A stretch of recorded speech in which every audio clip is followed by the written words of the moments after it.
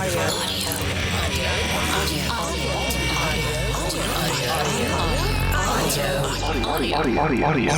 Unleashed.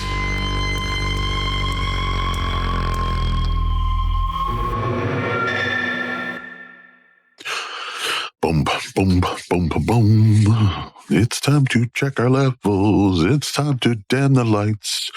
It's time to make a podcast called Audio Unleashed.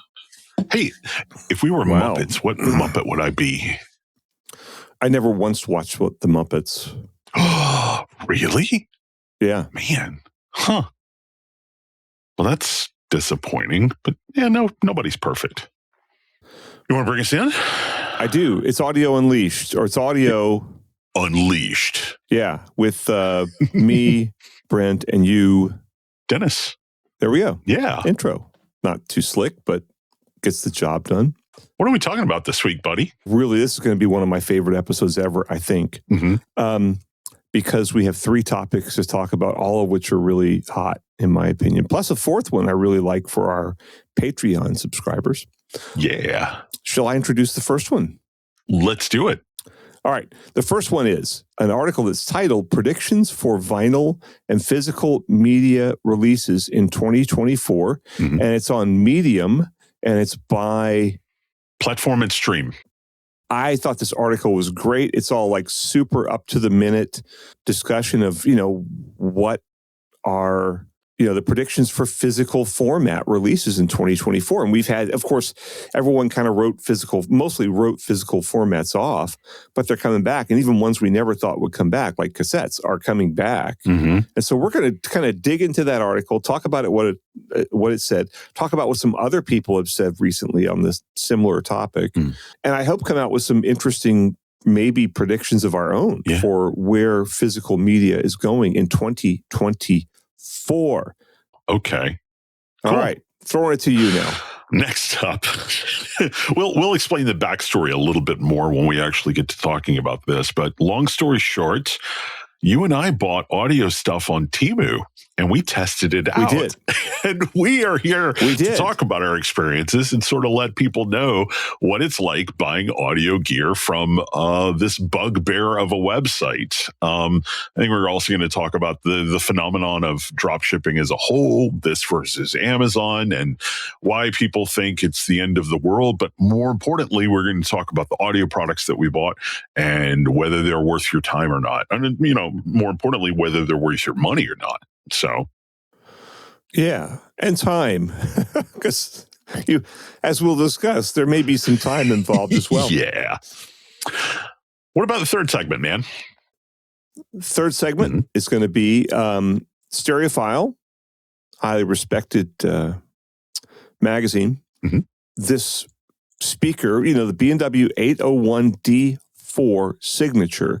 It's the first time Stereophile's reviewed a B&W flagship in 13 years. So that's kind of a big deal, especially since B&W is a brand that let's just say they don't ignore it.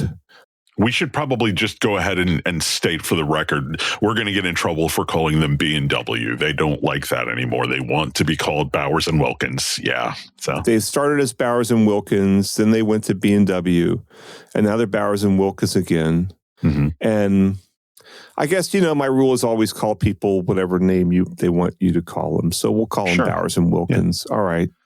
Anyway, the review was interesting because I don't want to go too much into depth at this point, but as is not uncommon in Stereophile, the listening impressions do not match the results in John Atkinson's measurements. And his comments were, I thought, classic. Yeah. But we'll talk about those. And we could talk about Bowers and Wilkins in kind of more depth because they are honestly among the real cognoscenti of the speaker world. Among them, B&W is probably or Bowers and Wilkins is I would say they are the most common topic of discussion other than possibly Wilson Audio. Interesting. And our final segment for our Patreon subscribers will be... Yeah, you had sent me a couple of articles. One of them is Chicago Tribune Guide to Desktop Speakers. Mm-hmm. Another one is a Rolling Stones Audio Awards 2024. It's really not about these two articles specifically. It's more about a phenomenon of publications. I'm gonna have to be very careful about how I word this, but publications writing buying guides. Let's just say that, perhaps inspired by another publication that we all know really well. I think the key component is they're all driven by affiliate links. That would be fair to say. But we're gonna talk about the Chicago Tribune guide specifically and this Rolling Stone guide. And talk about some trends and make some observations. And I won't say much more than that. If you want to know, more than that, you got to give us $3, man. All right. So we have predictions for vinyl and physical media releases in 2024. Yeah. And I really found this fascinating because it's a lot of what they said surprised me. What really caught me here, first of all, is something that is probably that audiophiles will not like.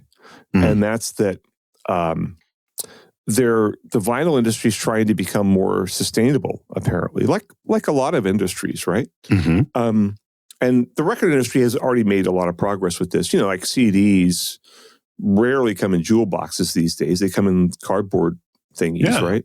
But with vinyl, the shipping costs are high because on so many records now are pressed at 180 grams. Right, which is heavier than the normal 140.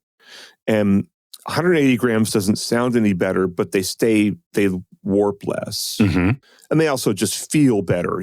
Pulling them out of the sleeve, 180 gram record feels like something good, whereas 140 gram record feels like something you'd use in your kitchen. So anyway, apparently, according to this article, it substantially reduces the carbon footprint of this format, both in the production and in the distribution. So audiophiles won't like that, though, for the reasons I think the general consensus among audiophiles is that 180s don't sound any better than 140s. They just don't warp, and they do feel a lot better. It feels like you're getting something special. It's kind of like you'd rather have a car where the doors go ka-chunk. Yeah. My dad just bought a Jeep Gladiator because his GMC was just too big to park. And like the first thing that he and I both noticed is, man, shutting the doors on the Jeep sounds cool. I mean, it puts you in a good mood. You slam it and it goes crunk, and it's like, oh yeah, man, that's how a door is supposed to sound. So yeah, I get it. So that's probably the big news in vinyl. Of course, audiophile labels will still do 180, but I think for the Taylor Swift pressings and stuff like that, we'll go back to 140. And I think there were some records that were even less because, man, there were in the 70s, there were some flimsy records. I found a website called Record Head, which says that most records weigh between 80 and 200 grams. That's a big old span right there. And Atlas Records says standard records are typically 120 to 140. So I guess I could investigate this by buying a record of mainstream music, but I've got a couple here I could go away, but do we really want to? Nah, come on, man. We got more important stuff to talk about. We got to talk about SMinis. Oh, why? I'm angry at you for putting this thing into my head. I did not need to know about SMinis. Is it SMinis or S-minis, man? This is weird. I don't know. It's it's capital S, capital M, I-N-I-S. I was shocked that I hadn't heard of it, but apparently it's a big K-pop phenomenon. People like to buy physical media because it supports the artist and you have a physical token of the music you love, you hope.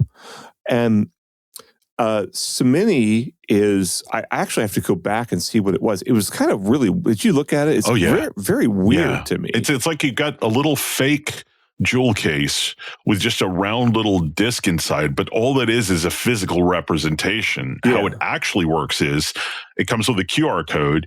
You scan the QR code and you get a download link for this app. So you download the music within this app. So the whole, mini record thing is just for show. Yeah. And in fact, the video that you sent me showed people turning them into keychains and stuff. Yeah, so they're actually set up to be keychains. Yeah. It's like a little tiny CD jewel case. Yeah. The ones I see here are, I guess this band is called My World, and you can get, it's a K-pop band for women, and you can get whichever of the 4 women of the band you prefer to be like your SMini. And it's like a little tiny jewel box that looks like it's probably about the size of, it looks like it's probably about 1.5 inches by 2 inches or something. Yeah. So, and the downloads can be whatever. It can be MP3, it can be full res, it can be high res, it can be whatever you like. And these things are selling for what, $18.98, and they sold out at $18.98. Yeah. Those K-pop fans are pretty serious. Oh yeah. Oh, and it has a little token thing that's like the a little round doohickey. This thing looks like it's the size of about a 50-cent piece. No, I don't think you scan that. I think you scan the QR code in the little card in the package. It says 25.7 millimeter music NFC CD. No, you're right. They are scanning the NFC. So there's a QR code or there's an NFC chip in the little disc thing. So I guess you can go either way. And that'll send you to the link to download the music. Right. I think it's kind of cool. I mean, I don't know what it costs to do. Probably a lot, because there's, this is a custom little disc and it's all custom printing inside there. Yeah. And so I had my brilliant idea, because as an artist, I'm looking to, I'm going to be coming out with a new album. I don't know. I hope this year. I was thinking about doing like a USB thumb drive. You can get ones that are like square and actually like do our album art on the USB thumb drive. Nice. And then sell like, 2448 files, right? Which is what we're going to do. And I mean, I assume we'll probably print CDs, because we're going to send it out to radio stations, and you still have to send radio stations CDs.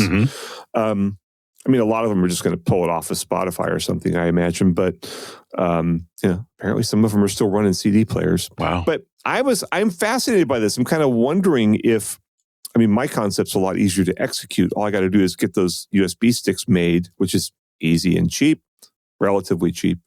And then, but this is like a big print deal. This is like a couple of things that are printed, and they have so this is not environmentally friendly. No. First of all, you're making a little mini jewel case, which granted can be used as a keychain. And it's in a blister pack. Yeah. This costs a lot of money to do, and it's not environmentally friendly, but maybe big record companies will do it. I don't know. It's certainly something that anybody with a phone can take advantage of if you want to support your artist. And this thing is $18.98 here, and I don't, maybe it's $15-$20 or something. Yeah. And maybe artists could sell it, but for me, a low-life jazz artist to do this, I'm just going to guess the production cost in this thing would be, in small quantities, it'd be an easy $10-$15 a pop. So here's a question for you with regard to your next album. Are you gonna release it on cassette? That is an open question. And I found a couple of articles that were interesting on strategy.com. That's STRATA-GEE, which is a really, really good sort of trade business website that covers mostly the custom installation industry, but it's written by a guy who's a longtime audio industry veteran who really knows what he's doing and actually does investigative reporting, which is increasingly rare in this industry, increasingly rare in industry anywhere. Yeah. But apparently in Japan, you now have like cassette stores he's talking about. Well, first of all, the data in Japan shows that sales of new and used cassettes are growing in popularity. A visit to a Tower record store in Tokyo, I'm like, they still have Tower records? Wow. Why do they have it and we don't? Revealed that popularity is particularly strong with the younger enthusiasts in their 20s or 30s, according to the staff there. Yeah. And apparently kids are really like embracing this, and they're showing, Ted Green, the guy who edits the site, is showing a picture from Tower Records in Tokyo of a big giant cassette section in this Tower Records with tons of cassettes, lots and lots of them, and it looks like my local hi-fi shop has started selling cassettes too, man. So I don't get it. So will we do cassettes? I don't know. I don't know what it costs to do it. I don't know. I really don't know. I would imagine like it might be that, for me, maybe 3 people want that. Yeah, so I'm going to guess we won't, but you never know. It's possible.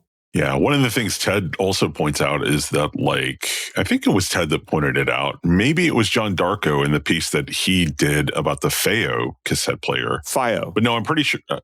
Is it FIO? FIIO. It's got to be FIO. How do you get FAO? I thought it was pronounced FAO. Sorry. Who told you that? I don't know. I don't remember things. I've always thought it was pronounced FAO. Anyway, one of them points out that this is all like being driven by kids who don't remember when cassettes were a thing, right? So, yeah. But my local hi-fi shop, like I said, they're selling cassettes now, and I've been talking to some of like the younger kids there, who, I was like, hey, what's the appeal with vinyl? And one of the things they pointed out with vinyl is like, hey, like if my record is unique, right? If I have a copy of this record and you have a copy of this record, mine is still unique, right? Because it's a tangible, physical, analog thing. Yeah. And we were talking about cassettes, and they were like, it's just kind of cool and kitschy. And one of them brought up the fact, he was like, hey, the problem with cassettes is like, you got to keep like an iPad stylus around. Like he's explaining to me the old pencil trick with cassettes as if oh my God, really? Like his generation invented this concept, I mean, it's like they say every generation thinks they invented sex. Well, apparently every generation thinks they invented using a pencil to sort out your donked up cassette tape. But yeah, I utterly don't get it. So. Not a lot of pencils around anymore. That's why they said you have to have an iPad stylus around. I was like, wait, what? Oh, I feel so old. I'm crumbling. I'm literally crumbling. I always just use my pinky. Yeah. As John says, there's this FIO player, which we have talked about, which I'm hoping to get that one in. And there's another one by a company called, oh God, I should know this because they've pitched it to me like 1,000 times. And the FIO doesn't record, but this one records. Darn it. Maybe while we're talking here, I'll find it. But it's some kind of a funky name. I'll never find it. But I'm going to get, but they're going to come up in a Facebook ad pretty soon for me. So, oh, hey, by the way, I just Googled it, and somebody on r/headphones on that's Reddit asked, is it pronounced FIO or FIO? And the first response was technically neither, and provides a link to the website with the Chinese name and says it should be pronounced roughly FAO. So I was correct. Oh, God. Yeah. Well, they could have spelled it that way. Anyway. Well, I'm going to call it FIO. You do you, boo. All right. You got anything more to say about this one, buddy, or do we want to take a break and get some water? I don't, but I'm delighted that we're still talking about formats right now because, it's I don't know, formats are still interesting. And, a download or a stream is obviously the most convenient and a perfectly fine way to get your music, but it's just not as interesting. But we're going to be talking about the combination of interesting and audio in our third segment. Oh. This is something I want to talk about. Yeah, cool.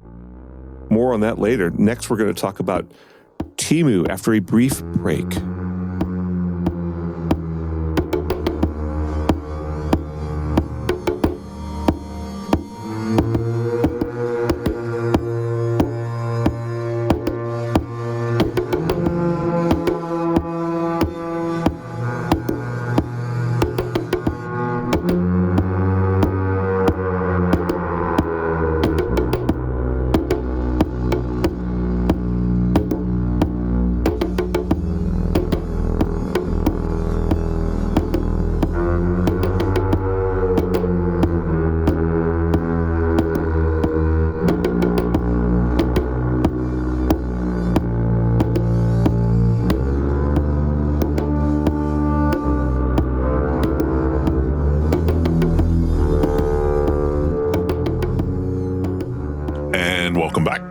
Dennis. I'm Brent, and this is Audio Unleashed. And today's segment actually comes from, do we want to tell the backstory here again? Yeah, I forgot the backstory already. What was the backstory? So the backstory is I saw a review of the Audio Unleashed podcast on Facebook where a guy said that Brent Butterworth is what you think you're ordering from Wish, and Dennis Burger is what you actually received. And I took him to task for that because nobody orders anything from Wish anymore. It's all coming from Temu. And you were like, oh, I've got a brilliant idea. Best audio products on Temu. So we got to talk about it in the background, and we decided, screw it, let's do it, man. Let's go to Temu. Let's find the audio products that fascinate us the most. Let's order them and see what the heck we actually get. You got more to talk about than I do, so why don't you start? What was the first thing you bought? Well, we should preface this by saying Temu is the American version of a Chinese website, and which I can't remember what its name is. It begins with a P. Temu, you've probably seen the ads if you've been on Facebook or anything like that, and you're just like just assaulted with all these ads. And the stuff looks like impossibly cheap, right? Like I saw a mixer on there, a 4-input mixer with digital effects for $17. And that's something that Yamaha would sell for $150 or $200, right? Right. I just sort of thought, let's just buy some random stuff on there and see if this is any good. And, honestly, I went at it. Mine came from this. My attitude came from this. There were, 5 or 10 years ago, there were a lot of Chinese companies were, making stuff for the Sonys of the world. And they started to realize, like, well, if we want to expand, we're really dependent on all these brands. We should build our own brands. And so some of them built new brands like Tribbit and Earfun and a lot of others. I was one of the first people to really give them a shot because a lot of the American reviewers were just like, oh, no, this is Chinese crap. So, my attitude is anybody can make a good speaker. I always say you're one consultant away from making a good speaker. Yeah. So, or, somebody in China could just read the 5 or 6 AES papers that you need to read to know how to make a speaker. And eventually they did. And so like Tribbit pitched me, and a lot of people were just saying, oh, don't bother with that crap. And I'm like, oh, what the hell? I got it. I tried their like $30 Bluetooth speaker. It's still a pick on Wirecutter. I think 6 or 7 years later, it still hasn't been really bettered for $30, or 31, 32, whatever it costs. So I went into this expecting great things and expecting to find stuff for $20 that was really good. I really thought this was going to be good. And my first product did turn out to be good. And I can't tell you the brand name because I don't think it has one. Yep.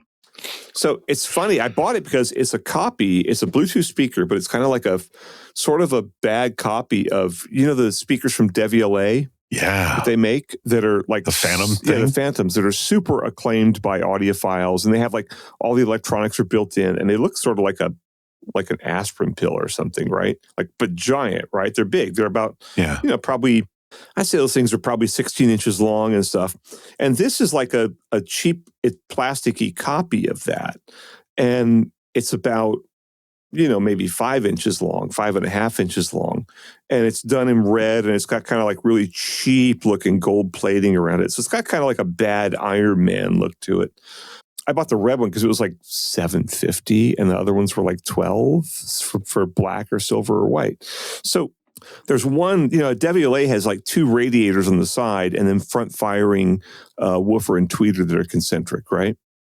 And if I remember correctly, this one has one active driver on one side, one grill where there's nothing behind it on the other side, and on the front is a passive radiator. Okay, so acoustically, it's not really much different from a lot of Bluetooth speakers that are out there, right? And I tried it, and honestly, this is a decent Bluetooth speaker. I'd say it's probably the best one I've heard for under $20. It has a big full sound. It doesn't distort much. It doesn't sound, really colored or anything like that. And it's perfectly fine. I mean, it looks kind of cheesy, but it doesn't look horrible. I've seen a lot worse. And to get the best sound out of it, you have to point it sideways because the active driver is firing sideways. But, you can point it at you with the radiator pointing at you, and it still sounds kind of okay. And I was like, well, this is, hey, $7, $8, whatever I paid, this is fine. And that includes the shipping. Now, I don't want to think about the whatever mechanism, and this is one thing Temu has been criticized for, is that they're relying on some sort of slave labor, like, look, we are not political reporters here on Audio Unleashed. So don't hold us to that standard. Go read the New York Times or something, okay? But apparently there are, allegations that they're using the imprisoned and persecuted Muslim population to build a lot of low-cost products and compensating them poorly. Here's the problem I have with that argument. It's almost certainly true that a lot of these products are made using slave labor.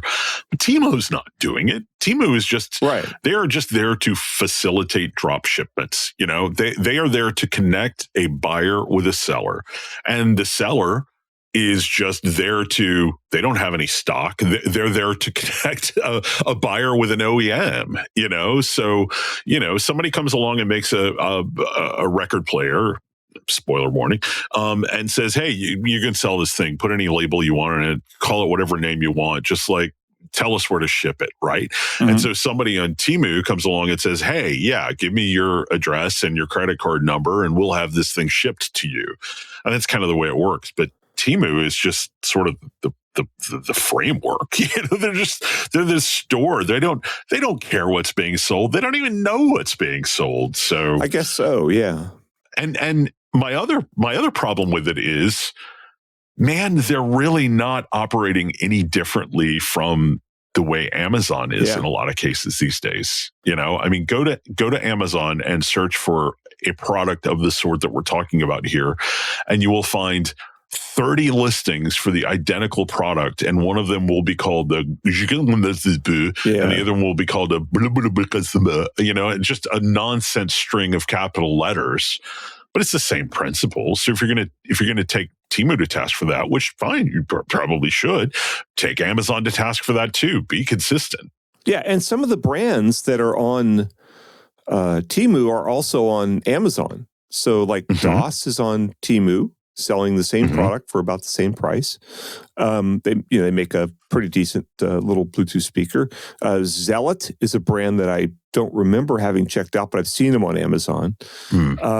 So it's not, you're right. It's, Temu is a vendor rather than a manufacturer. And I would imagine that it's basically like Amazon, where so much of it is just vendors who sell through Amazon and Amazon has little or no actual contact with the product or anything like that.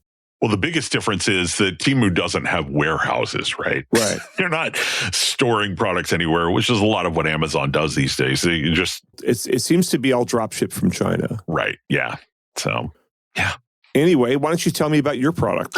A little bit of backstory here. Recently, Soundstage founder Doug Schneider has encouraged me strongly to get into vinyl. He's not wanting me to become a vinyl super fan, but there have been a couple of reviews that I've done where if I had a record player on hand, I would have found problems with the product that I didn't find. So I'm on a journey now. I'm going to be buying a record player, and I'm researching what to buy. And make no mistake about it, I didn't think I was going to find my record player on Temu, but I just wanted to know, just say somebody random went out and bought a record player.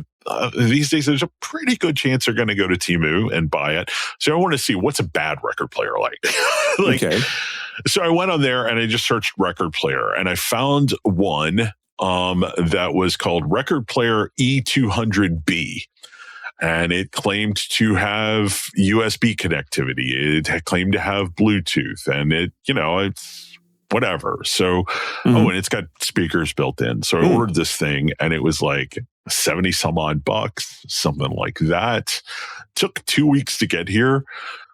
Holy moly. It was one of the worst pieces of crap I've ever come across. I mean, straight out of the gate, the platter is not level at all. There's like a spring mechanism on the platter, and it's very similar to the spring mechanism that we used to have on our old console record player when I was a kid in the 70s, except this one never ever sits flush or level, right?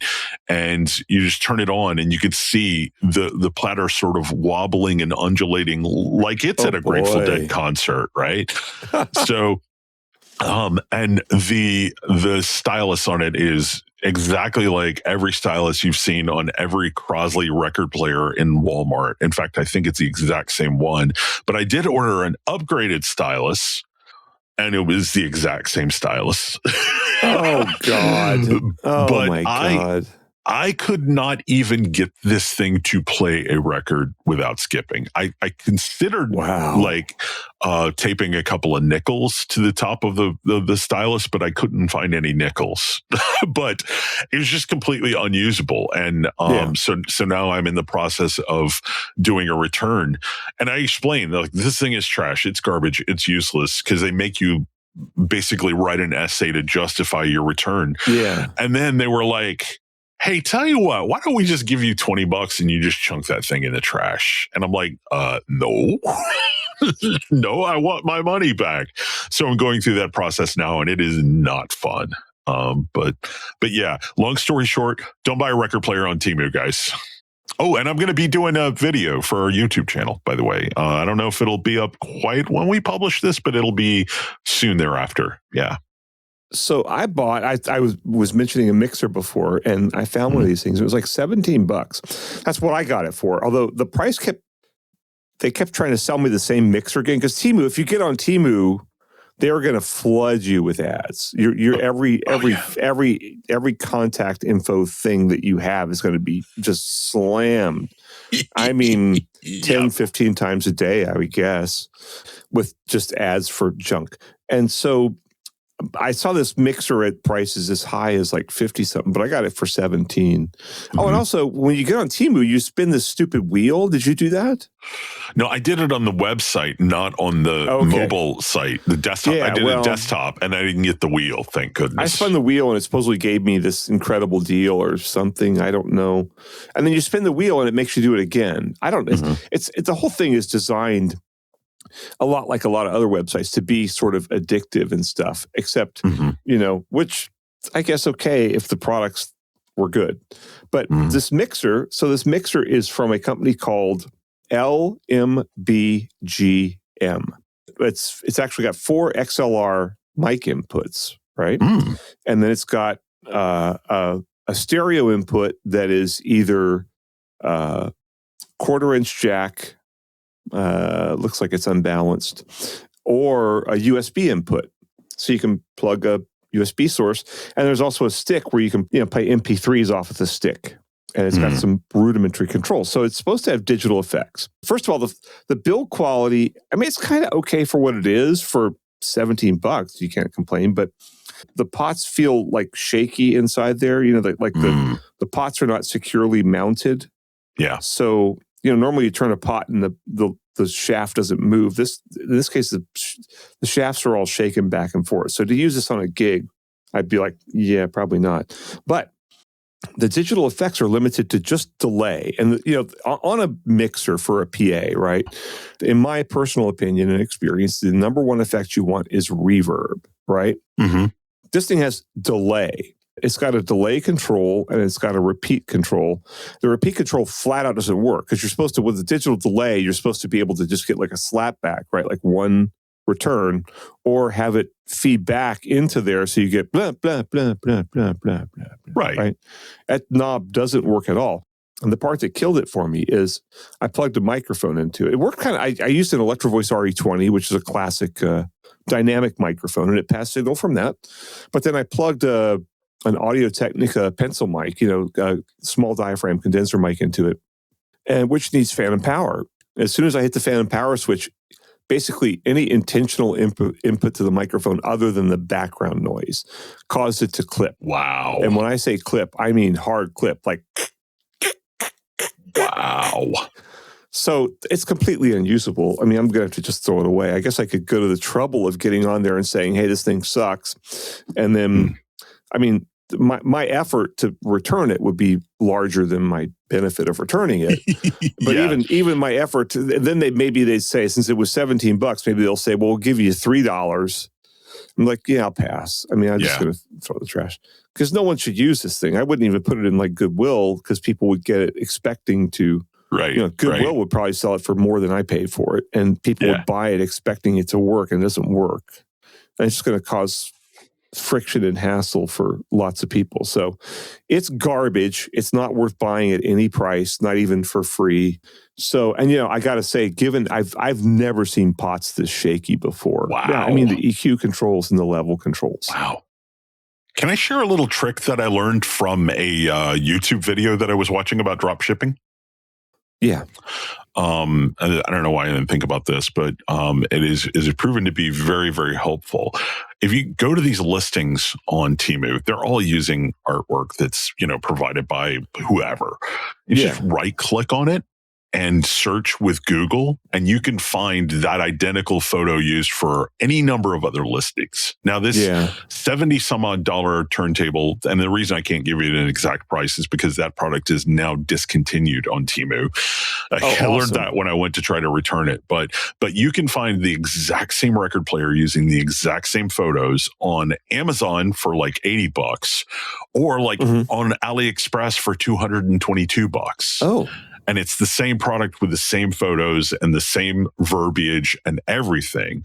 So basically the drop shippers, the people who are setting up these listings, they're not doing photography themselves. So that's a really, really easy way to find who else is selling the product. Again, there's no product name that you can look up. Although in the case of this turntable that I bought, I found it listed as a Voful Classic on AliExpress and an M Music Republic Kingdom on Amazon. Ooh, I also found it that's under. The one I buy. I also found it under 2 other product names on Amazon as well.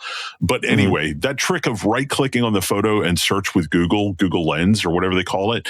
That will, because the video that I was watching, she showed she found these earrings on Etsy. This is becoming a big problem with Etsy. People claiming they're giving you handmade things and they're not. It's just drop shipping crap from AliExpress.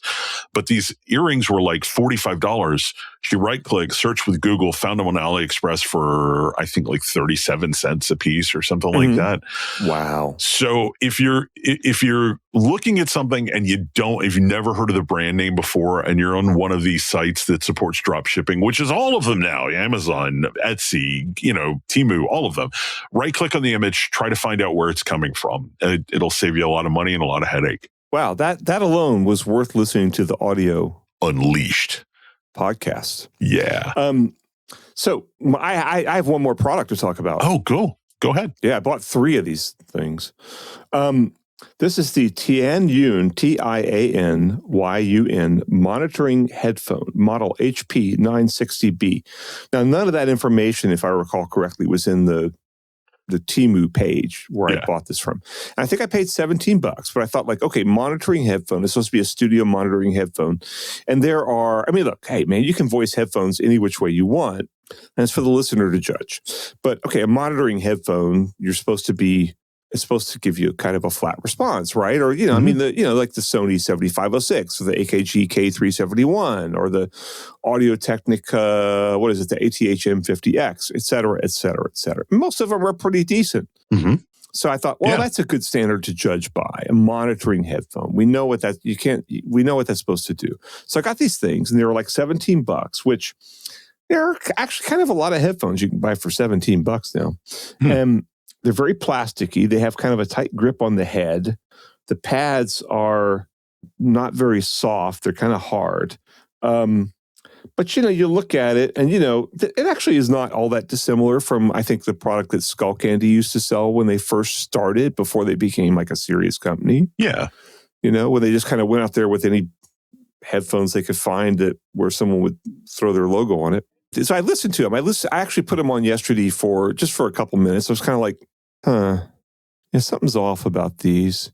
They were fine for like a voice call, but Other than that, I'm kind of like, these are weird sounding. And so I measured them this morning. And unlike most headphone reviewers, I have made it my mission to go measure really cheap crap. And just to see what it does, right? Because, you know, there are some incredibly cheap earphones that are pretty much right on Harman curve and they sound great. So I kind of thought like, well, I'll measure it and see what it does. And once you've looked at a lot of headphone curves, you can tell when someone has tried to make it sound good and when someone has just slapped a driver in there and said, that's it. And this looks like they just slapped a driver in there and said, that's it. So normally with headphones, you have kind of like a boost in the bass below about 200 hertz or something, 300, 400. And then you have another boost at around 2 kilohertz, 3 kilohertz, 4 kilohertz, and then some kind of a couple little boosts in the treble up above that, right? Yeah. This thing, it's kind of flat-ish. It doesn't have a lot of bass output. Like the bass rolls off below about 100. It's kind of flat in the mid. So voices actually kind of can sound okay through it. But then there's a peak at about 1.5 kilohertz as opposed to 2 or 3 kilohertz, which is where it's supposed to be. And then the treble really falls off after that. There's a couple spikes in the treble, but like the treble is, you know, 5, 10, 15 dB down from what you get with the, 7506s or something like that, right? Yeah. Sony's. So it's just a piece of garbage. I mean, nobody should buy this. You can go buy the cheap, who is it? I think AKG makes like a cheap set of monitoring headphones for $30 that I've tested on Soundstage. You can probably go find that somewhere on Soundstage Solo. And they were okay. Yeah. They measured okay. They sounded okay. They were cheap, but they didn't feel like total garbage, which this feels. And these things creak. They have that creak sound. Yeah, those are probably destined for the garbage as well. So what's our final conclusion about buying audio products on Temu? I mean, it's like most things these days. It's you really have to do your research. You really have to be careful, and you have to go in kind of assuming that you're probably going to get screwed. So, but I feel that way about Amazon a lot of times these days too. You know, that's true. But, you know, I honest to God, I really think like, unless you have a brand like, say, Tribit or Earfun, where they have built a legacy over a few years of making consistently good products that get good reviews and that get, you know, that have pretty good reviews on Amazon and whatever, you know, Walmart or whatever sites that you buy it from.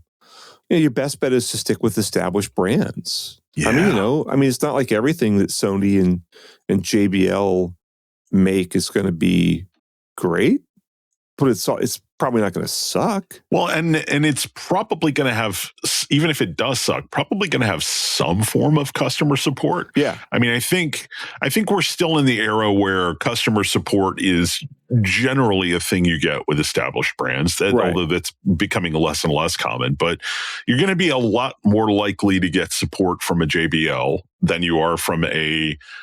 Well, I looked on the bottom of this record player that I bought, by the way, and it was manufactured by Shenzhen Jiqi Electronics Company Limited for a German company called Leixun GmbH that seems to sell everything like from karaoke machines to PC cooling fans. I mean, they're just kind of like, I think they're one of those companies that's like, yeah, they will make anything anybody will buy. So I'm going to say Temu at this point in time, not worth bothering with.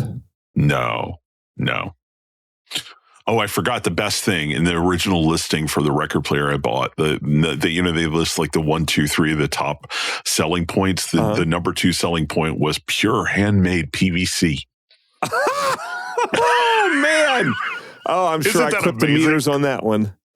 Oh my God! Oh, that is hilarious. Yeah. All right, buddy, let's take another break. I'm going to drink, powder our noses, and come back and talk about Bowers and Wilkins. Awesome.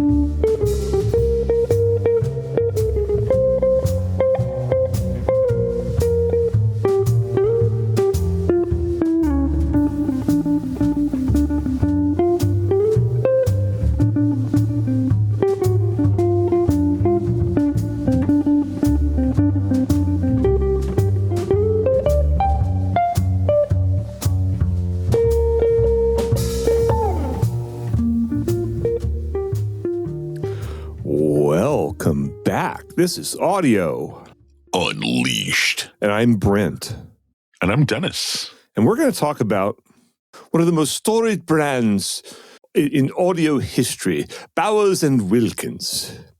Was that all right? Indubitably. I guess, sure. Capital. Yeah. I don't have the emotional intelligence to know. All right. So anyway, the review is the Bowers and Wilkins 801 D4 signature loudspeaker and Stereophile magazine, dated February 16, 2024, by Tom Fine, who is a mastering engineer who is now writing reviews for Stereophile. Mm-hmm. This review really, I was dying to read it because it's a Bowers and Wilkins flagship. And, that's always interesting. Oh, gosh. The first B&W stuff I reviewed was in the early 90s, 30 years ago. I was working for Video Magazine. So we had a full surround sound system of the new, I think it was only the second generation of the Matrix series. We had the 803s, which is like the smaller, or they're kind of like one of the smaller tower speakers. And I actually lugged them home one at a time on the New York City bus to my studio apartment on the Upper East Side, all the way across town. So 2 buses, not just one. Wow. And I had them in my place because I liked them a lot. They were really good.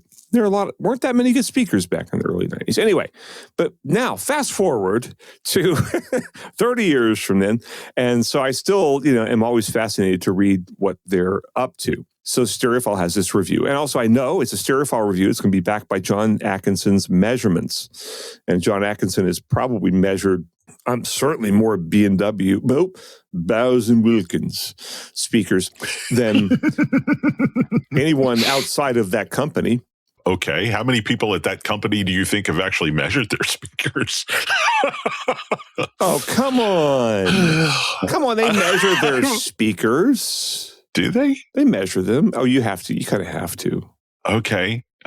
Sure. They measure their speakers.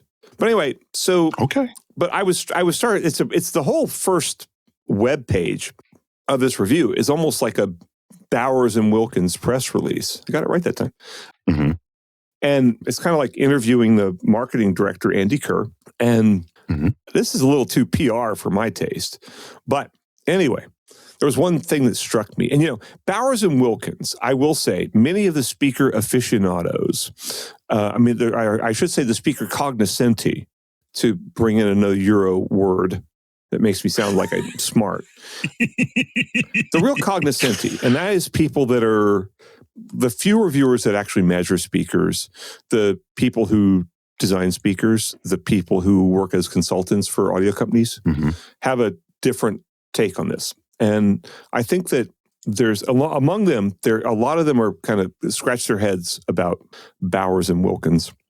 Because a lot of the Bowers and Wilkins, if you listen to, say, Revel speakers or Polk speakers, or Polk nowadays, maybe not in the old days, but now, or a lot of Definitive Technology speakers, or a lot of, throw some other brands out there, whatever you want. Sort of mainstream brands, right? Mm-hmm. You'll hear a certain consistency. And with Bowers and Wilkins, I have not found that to be the case. I remember I reviewed one of their tower speakers. It was like the DM10 or something. And I loved it. It measured a little weird, but it sounded good. I really liked it. And so I quit that website and went to work for another website. At this point, I've quit so many websites and started work for so many other websites. I can't really remember which ones they were. But so the next website I went to work for said, "Hey, we want to review something else from that line." I said, fine. And so I got in like the DM9, I think it was. I think well, this will be close enough. It'll be good. Got it in. It was substantially different. I'm just like, what is going on with this thing?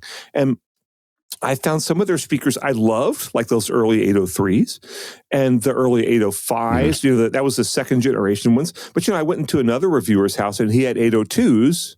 It sounded really, really off. I'll just put it to you that way. And so I found that I don't, and I've never quite understood that until now. And I read this. May I quote? I know what quote you're going to be reading here because I've got it highlighted too. Okay.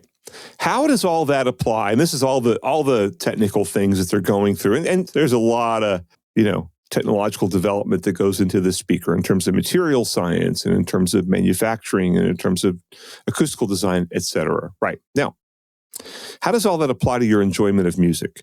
Great question. We don't measure or aim for a certain target in-room response. We're not tuning to a curve.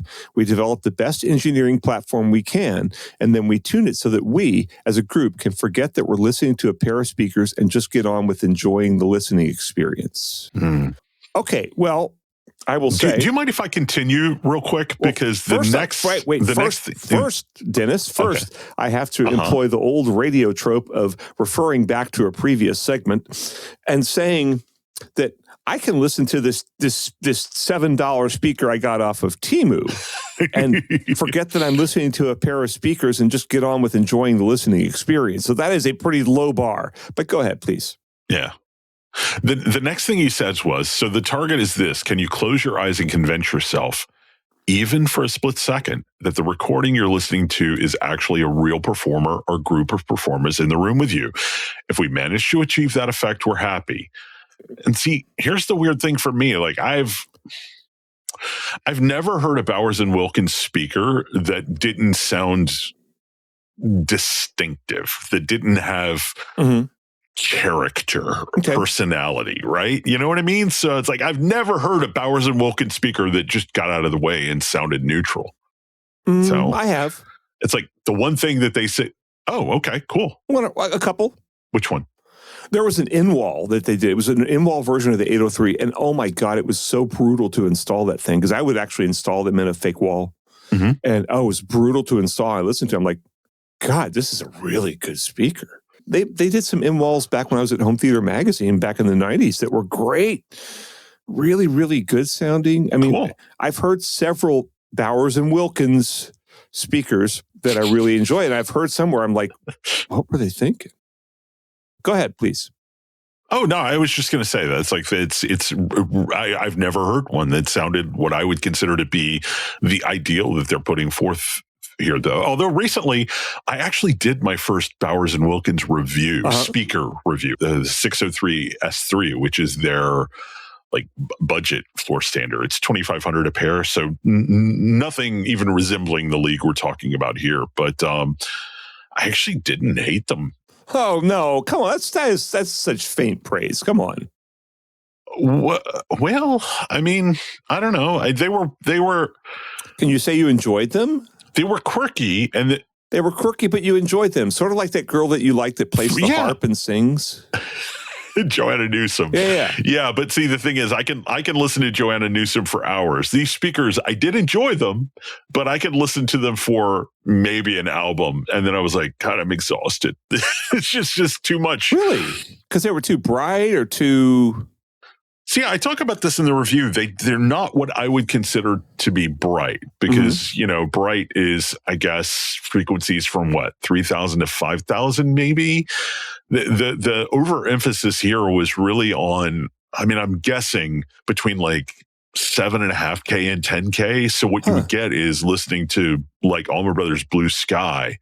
You would really hear a lot of like the texture of the wound guitar strings, right? And a lot of crunch and a lot of tactile stuff. But I actually had to tow them out to be able to listen to them at all, because on Axis, they would just rip the skin off my face. But they didn't make any particular recording sound bad. Whereas I've heard other Bowers and Wilkins speakers that would sound great with one recording, and then the next recording you listen to, and it's just like, oh, this is unlistenable. They didn't have that characteristic, and I think it's just because the emphasis was on such higher frequencies. Yeah, so they got a good review. I mean, it's in the context of how accurately and completely they reproduce all kinds of music and the huge soundstage they throw.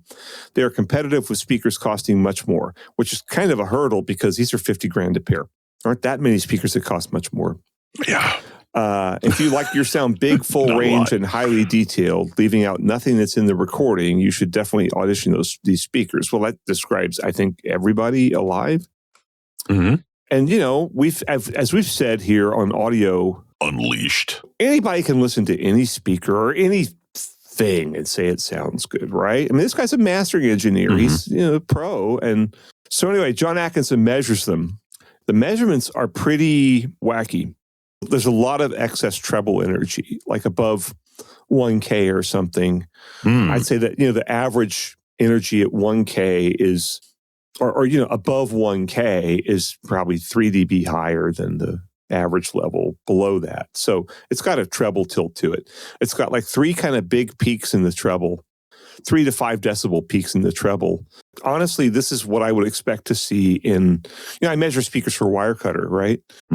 And this is like what I see with a lot of really inexpensive speakers. Now, this is not due to Bowers and Wilkins not knowing how to make a flat speaker, because it ain't that hard to make a flat speaker, right?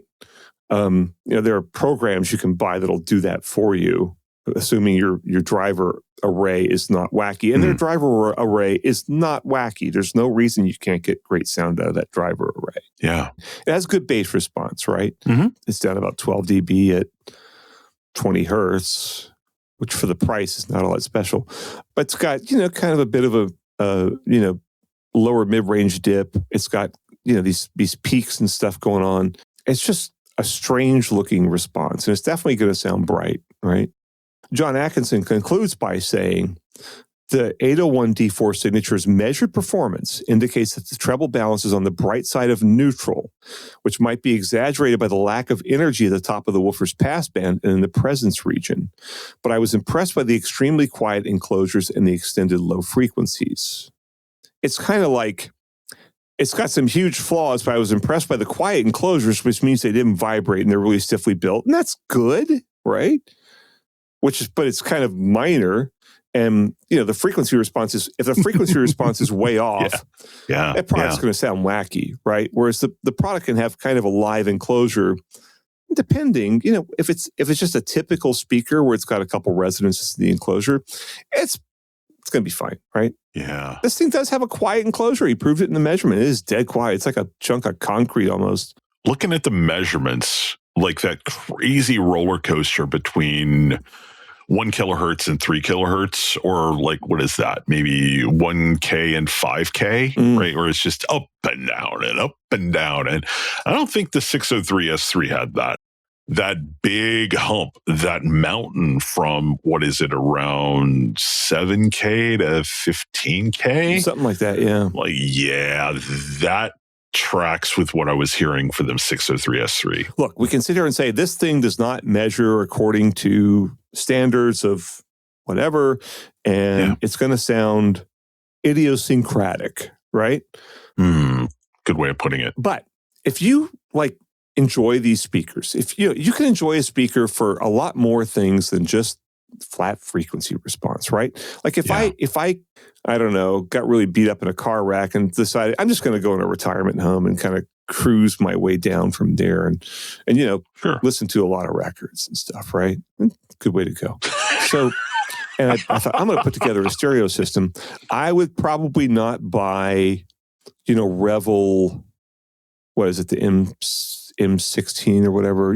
They have a bookshelf monitor that's about $2,000 a pair, and they're technically perfect, and they sound great, right?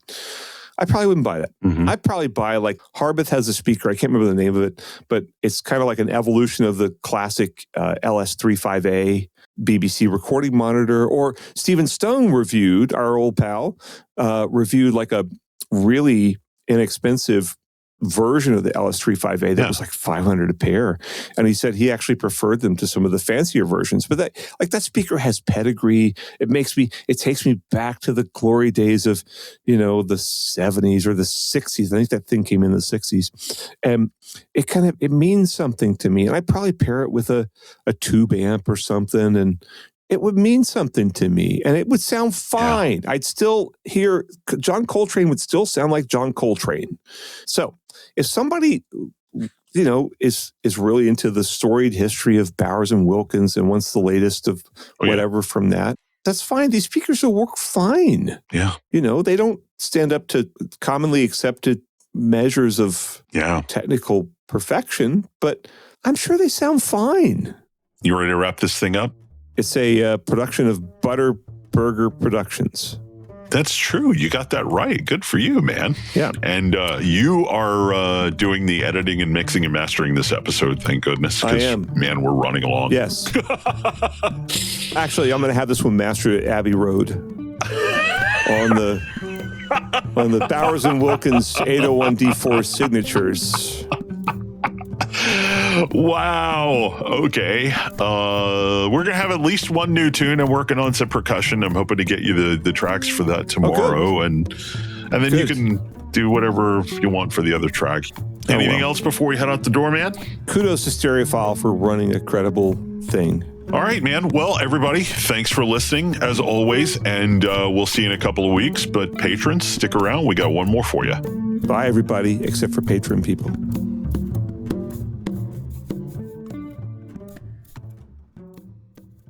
Hey, thanks for sticking around to the end. If you liked what you heard and wish there'd been a little bit more of it, we got some good news for you. Indeed, we do. If you check out patreon.com/Audio Unleashed, all one word, you can get new episodes a little earlier than everybody else. And sometimes it's like a day or two early. Sometimes it's nearly a week. We never really know until we start editing. But the big plus is that you get extended cuts of every episode. And usually that's going to mean a whole extra segment that's about maybe a geekier topic or something that's a little more personal to us or something that's just going to really appeal to the hardcore Audio Unleashed listener.